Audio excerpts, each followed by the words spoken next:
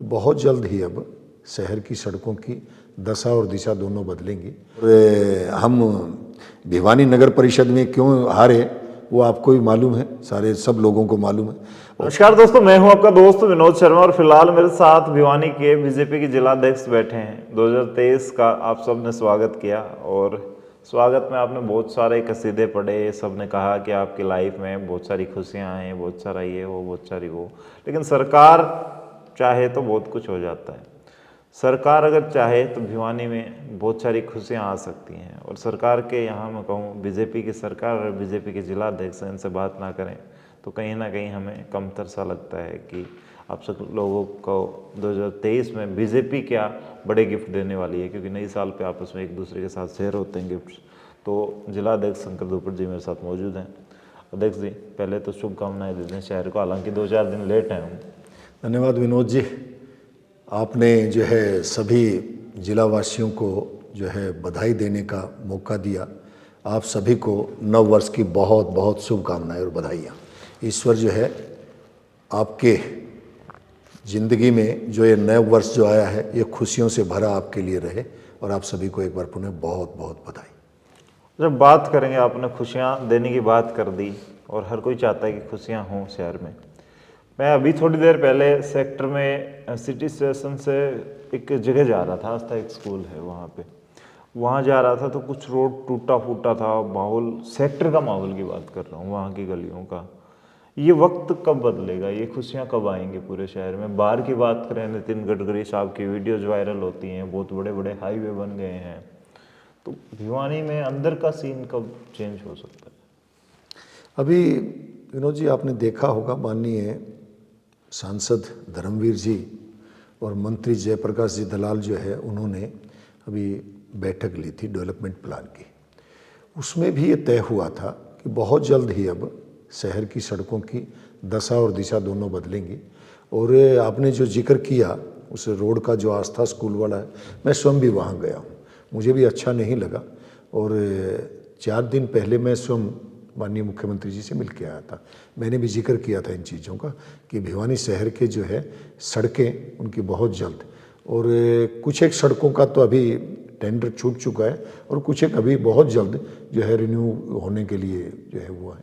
आप बहुत जल्द देखेंगे भिवानी शहर में आपको सड़कें अच्छी दिखाई देंगी। लेकिन यही वायदे दीपावली पर हुए थे, यही फिर उसके बाद और टाइम चेंज हो गया। काफ़ी दिन से नेता ये बातें करते हैं, मामला अटकता कहाँ है, क्या सीन हो जाता है? क्योंकि बाईपास की बात कर लें, जैसे जो पुराना बाईपास था दादरी गेट होता हुआ, ये रास्ता भी ऐसे ही अटक गया बीच में। एक बार थोड़ा सा शुरुआत हुई थी, उसके बाद बारिश का बहाना आ गया, उसके बाद बारिश भी चली गई, गर्मियाँ आई, फिर सर्दियाँ आ गई, तो सारा सीन अटकता कहाँ है मामला? नहीं, आपकी बात बिल्कुल सही है, लेकिन पहले मेरा में थोड़ा सा एक फ़र्क आया है।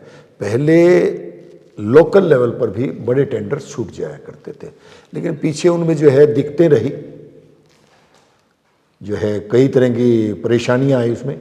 इसीलिए अब ऐसा है कि बड़े लेवल के जो टेंडर्स हैं वो ऊपर वाले लेवल पर ही जो है वो तय होते हैं और वहीं से मॉनिटर किए जाते हैं।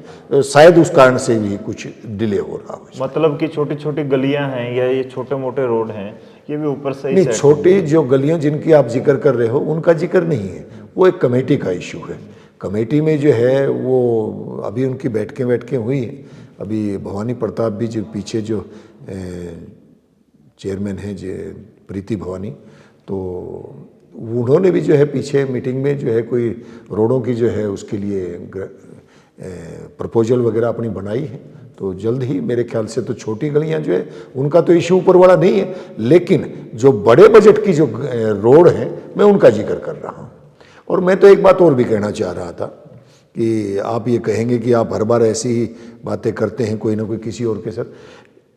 हम लोग देखते हैं कि जो सड़कें जो बनाई जाती है, एक जो है बाहर जो है उसके लिए विशेष तौर से बनाई जाती है। भाई इतने टन तक का जो लोड इन पर बसों पर, इन रोडों पर चलेगा, लेकिन लोग जो है ओवरलोडिंग के लिए जो चलते हैं। अब आपने बहुत बार देखा होगा, साल में कम से कम एक बार तो खानक वाले तोसाम वाली सड़कें आपको बनानी पड़ती हैं। उसके कारण मेरे ख्याल से यही है।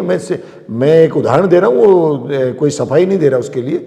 तो आपको जो है जो चीज़ें हैं, दूसरा एक तो प्रशासन को जितने भी डिपार्टमेंट हैं उनको सबको मिलके, आपने भी कई बार देखा होगा, एक सड़क बनी है, अगले दिन दूसरा डिपार्टमेंट आ गया नाली डालने के लिए, अब जो है वो पाइपलाइन डालने के लिए। नया रोड बना था, सर्कुलर रोड की बात करें, वो मैनुअल के लिए उखाड़ रखा है सारा।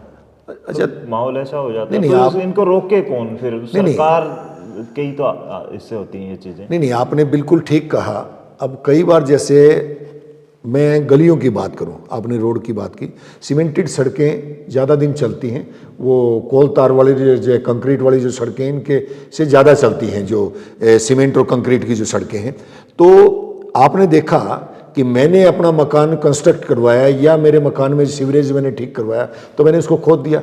अब मैं इतने पैसे लगा रहा हूँ उसमें बनाने में, मेरे मकान में, या जो सीवरेज जो है मेरा जो है उसको ठीक करवाने के लिए, तो मुझे पता नहीं उतनी दूरी में जो सीमेंट लगवाने में क्या दिक्कत होती है, और फिर सारे के सारे परेशान कहाँ होते हैं कि सरकार कुछ नहीं कर रही। अच्छा, तो इस दौरान आप जैसे बड़े चाहे डीसी साहब से, एसपी साहब से, बड़े अधिकारियों से मिलते रहते हैं, तो उनके संज्ञान में ये मामले डाल दिया करें कि ऐसा कुछ कर दें कि आप एक वीडियो बना के भेज दें, पड़ोसी हैं या वहाँ से निकल रहे हैं, कोई खुदाई कर रहा है तो उसकी वीडियो भेज दें, कम से कम उससे ठीक तो करवा लें, जिम्मेवारी तो मान ले, वो ऐसा कुछ होना चाहिए।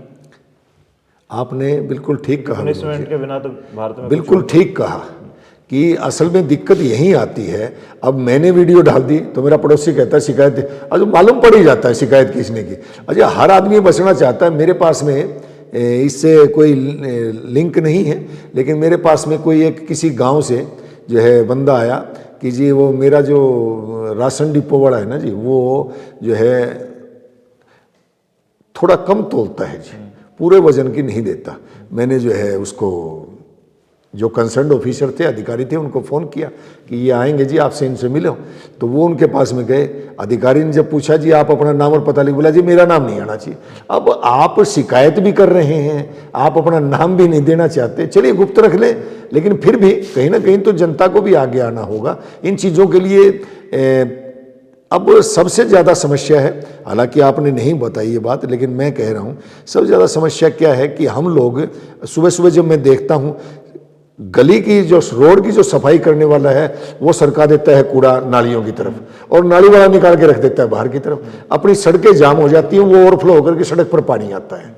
नालियां जब जाम हो गई, सड़क के ऊपर पानी आ गया, सीमेंट की सड़क हो या डामर की सड़क हो, टूटती तो है उससे, तो उससे भी कहीं ना कहीं दिक्कत है। तो अपने को देखना ही पड़ेगा। अब तो बार बार जो सड़क के ऊपर अपने यहाँ जो कूड़ा गार्बेज जो है उसको उठाने वाली गाड़ियाँ आती हैं, अपने को बजाय अपन कूड़ा जो बाहर डालें और अपने को गाड़ी में डालना चाहिए, चाहे वो दुकानदार हो या घर वाले हो। तो क्या कभी होती नहीं मीटिंग चेयरमैन वगैरह से, चेयरपर्सन वगैरह से, नहीं, वो अपने कर्मचारियों को ये बात कहें कि आप ढंग से उसको किया करें? कभी होता है डिस्कशन? बातें होती हैं, बातें कही भी जाती हैं। कई बार जो है इन लोगों से, जमादार जो होते हैं, सफाई कर्मचारी जो होते हैं, इनसे पर्सनली भी कहा जाता है। कई बार मैंने भी कहा, तब वो नहीं करते, लेकिन करने वाले भी तो आप और हम ही हैं, वो हमारे बीच के हैं, हमारे भाई। लेकिन क्या है कि कई बार जो है वो सड़क के ऊपर कूड़ा कहाँ से आया, रेत आप डाल दे, चलो पानी के साथ में बह जाएगी, लेकिन कूड़ा डालने वाले तो हम ही हैं ना। अच्छा, ये जिला अध्यक्ष बड़ा पद हो जाता है और शहर जानता है, आप खुद जानते हैं इस बात को, बड़े मंत्रियों से और जितने भी विधायक आपके ज़िले के अंतर आते हैं उनसे डिस्कशन होता है, चर्चाएं होती हैं, विकास की बातें होती हैं। तो क्या मान के चलें, जैसे आज गोवा घूमने जा रहे हैं, आज कहीं और जा रहे हैं हम लोग, वहाँ देखते हैं कि माहौल काफ़ी अच्छा होता है। शहर का माहौल, सौंदर्यकरण की बात करें, लाइट व्यवस्था की बात करें, या जो जल निकासी की व्यवस्था है, ये कब सही हो जाएगी? 2023 में लगता है कि आप कह सकते हैं कि कॉन्फिडेंस के साथ कि भिवानी में बदलाव आएगा? आपने बिल्कुल ठीक कहा। जैसे पीछे मंत्री जी से बात हुई, सांसद महोदय से बात हुई, और दोनों विधायक भी थे। और मैं आपकी जानकारी के लिए बताऊं, हमारा एक छोटी टोली है जिसमें ये जिनका आपने जिक्र किया अभी, सांसद, विधायक, मंत्री जी, ये लोग हैं उस टोली में। तो हम लोग जब चर्चा करते हैं तो उसमें आता है। और 2023 में तो मैं बिल्कुल कॉन्फिडेंस से कह सकता हूं कि हम लोग ये सारी की सारी चीज़ें जिनका जिक्र अभी आपने किया, सौंदर्यीकरण वाला भी जो किया, वो हम करवाने वाले हैं। 2-3 चीज़ों के लिए शहरवासियों को भी थोड़ा सा ध्यान करना पड़ेगा। एक तो हम लोग, चाहे मैं हूं या आप हूं, आम लोग जो हैं, हम जहां नो एंट्री है, वहाँ भी हम दाएं बाएं से करके अंदर घुस ही जाते हैं। तो ये भी अपने शहर में कम से कम जो है दब्बा तो रहता ही है। पीछे चेयरपर्सन जो है उन्होंने भी एक बात कही थी कि हम यहाँ से यहाँ तक के रोड को बिल्कुल खुला वो बना देंगे, शिमला और जो बाकी जगह पर जो मॉल रोड है वैसा बना देंगे। ये अकेले वो नहीं कर सकते, हम सबको इस बारे में लगना पड़ेगा। और आपने जो जिक्र किया था अभी, सड़कें जो खोदते रहते हैं हम लोग, कई एक पॉइंट्स ऐसे हैं जिनको मैं ये सोचता हूँ कि उनको खुदाई करके वो रिसाव कहाँ है, क्योंकि मुझे जो जानकारी, जब मैं कॉलेज में पढ़ता था हमारी सीवरेज लाइन तब डाली गई थी। होना तो ये पहले ही चाहिए था कि हमने जो करोड़ों रुपए जो है, जब किरण चौधरी जी इसमें डिपार्टमेंट की जो है वो थी मंत्री, उस टाइम जो है बहुत मोटी एक जो है रकम वो इसमें लगाई गई थी।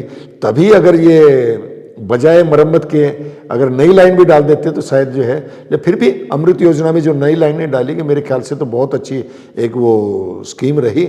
और अब शायद उतना पानी का भराव या जो है ज़्यादा देर में पानी निकलना वो समस्या अब नहीं है, पर फिर भी काम की बहुत ज़रूरत है अभी। लेकिन आप कह रहे हैं कि अमृत लाइन में डाली गई और दिनोद गेट के आसपास डाली गई थी तब लाइन है, लेकिन आज भी वहाँ पे आप 1 महीने 15 दिन में देखते हैं गड्ढा बैठ जाता है, बहुत ज़्यादा एरिया ऐसा है, तो फिर मिट्टी डाल देते हैं फिर बैठ जाता है। मतलब वहाँ का सोल्यूशन ही नहीं हो रहा, वहाँ बड़ा खतरा है उन दुकानदारों को। 6 तारीख को एक बैठक है जिसमें माननीय मुख्यमंत्री जी 4-5 कुल पूरे हरियाणा भर के 131 प्रोजेक्ट्स का इनॉग्रेशन और शिलान्यास करेंगे। भिवानी में भी एक तो ये तोशाम बाईपास पर जो है फ्लाईओवर है इसका इनॉग्रेशन है, और 3 अलग अलग स्कूल्स में, चाहे वो बहल है, कैरू है, बापोड़ा है, वहाँ कोई और कार्यक्रम है, कमरों के नए, लाइब्रेरी उनके, तो 4 दीवारी उसका शिलान्यास करेंगे।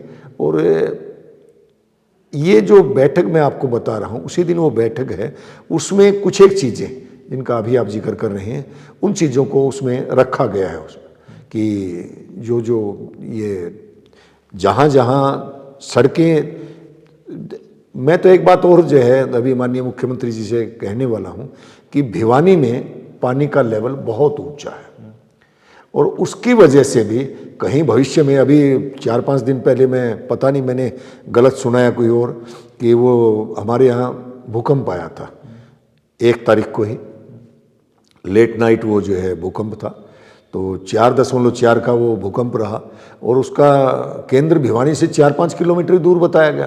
तो मैं तो ये सोचता हूँ अगर वो ज़्यादा है, तो अगर ये पानी का लेवल ऊंचा है हमारे यहाँ बहुत ज़्यादा, तो दिक्कत आने वाली है हमें।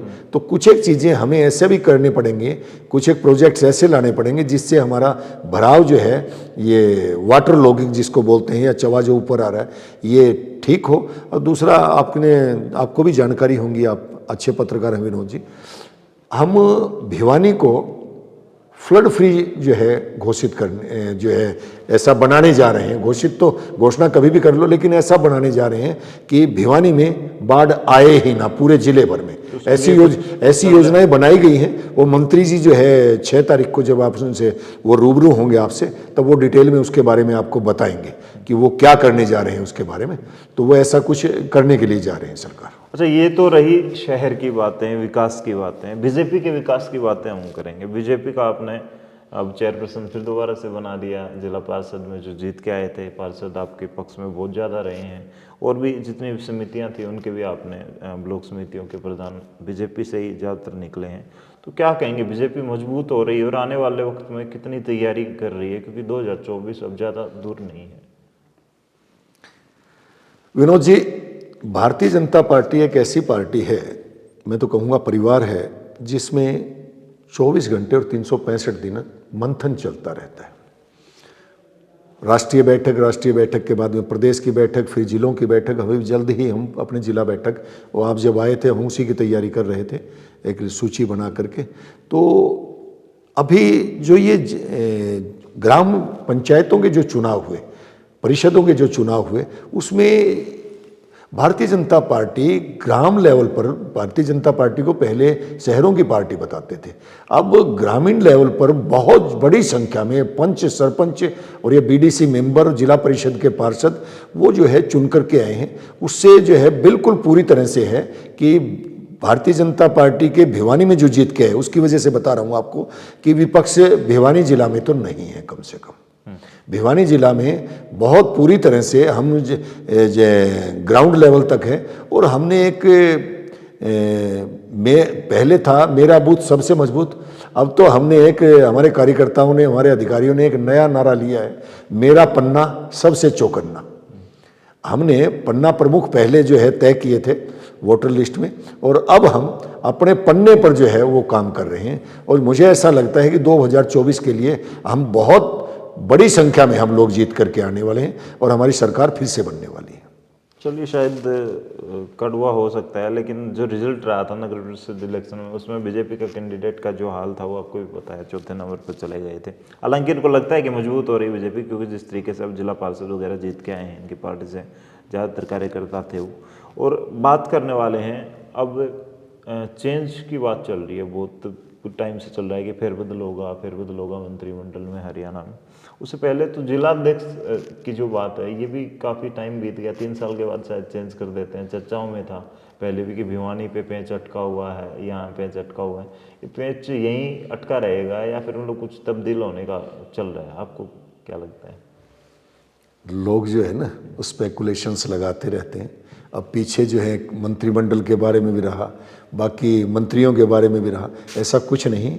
भारतीय जनता पार्टी में जो तय जो समय है उस पर रहता है, और 3 साल का जो कार्यकाल जो रहता है। लेकिन कई बार जैसे पीछे, इससे पीछे वाली जो योजना थी उसमें कार्यकाल 5 साल तक का हो गया था, क्योंकि चुनाव के समय में थोड़ा सा ऐसा रिलैक्सेशन दे करके या जो है एक योजना और एक्सटेंड कर दिया जाता है उनको, तब जो है ये रहता है। और रही बात ये कि कोई एक बार थोड़ा सा कम ज़्यादा होने से नहीं होता।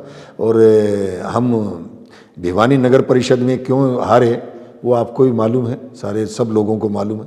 और जनता का आशीर्वाद जो है ना भारतीय जनता पार्टी पर पूरी तरह से, कोई दिक्कत नहीं किसी तरह। तो आने वाले वक्त में इस जो हार का है, इसकी वजह स्पष्ट दिखेगी कि वहाँ पे कोई परिणाम में अंतर आ सके, क्योंकि इलेक्शन तो फिर दोबारा से होने 24 में। नहीं, इलेक्शन में तो जो है भारतीय जनता पार्टी भिवानी में जीतने वाली है, बहुत अच्छे मार्जिन से जीतने वाली है।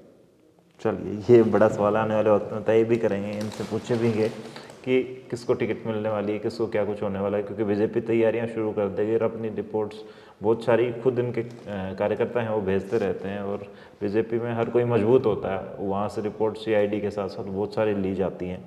अब मंत्रिमंडल की बात कर रहे हैं कि भिवानी के हिस्से भी कुछ अगर चेंज हुआ तो भिवानी के हिस्से भी एक आधा मंत्रिमंडल आने वाला है, क्योंकि विधायक तो बहुत दे रखे हैं भिवानी में। जिले 22 है और मंत्री 22 है नहीं, भिवानी को मिला हुआ है जी, भिवानी को मंत्रिमंडल में मिला गुंजाइश नहीं है। नहीं, गुंजाइश वाली तो मुख्यमंत्री जी का जो है अधिकार क्षेत्र है, वो किसको क्या दे।